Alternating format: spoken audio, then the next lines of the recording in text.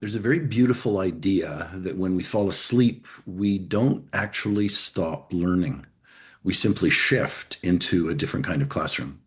Not a classroom of words or of explanation, but a classroom where truth is shown rather than told. It's transferred. In these deeper states of consciousness, learning doesn't happen through language necessarily.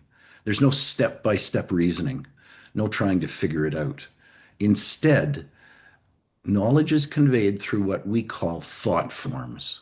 And a thought form is not just an idea, it's a living pattern of truth, a structure that contains meaning, relationship, movement, all at the same time, instantaneously.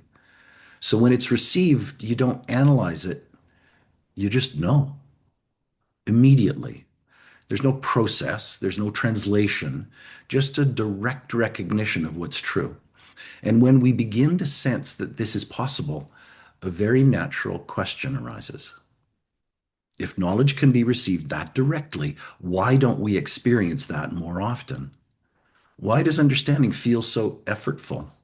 And why does clarity seem to come and go? And the answer is surprisingly simple. It's not that the truth is unavailable, it's that the field through which it is received is not yet clear.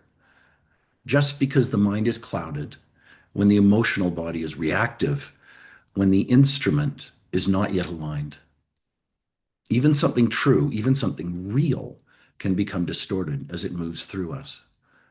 But as this field begins to clear, as the inner structure becomes more refined, something very different begins to happen.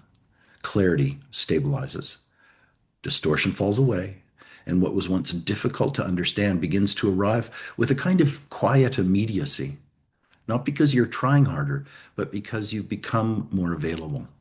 And this is where the real work begins.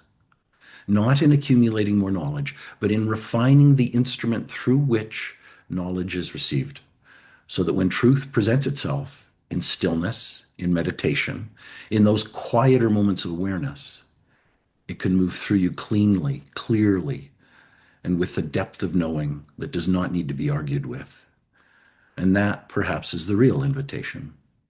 Join us Wednesday, April 15th, and let us show you the Rainbow Bridge technique and how to clarify and clean up the instrument in which you are operating. Thank you for your attention. I am Jeff Dunphy from Retooling the World.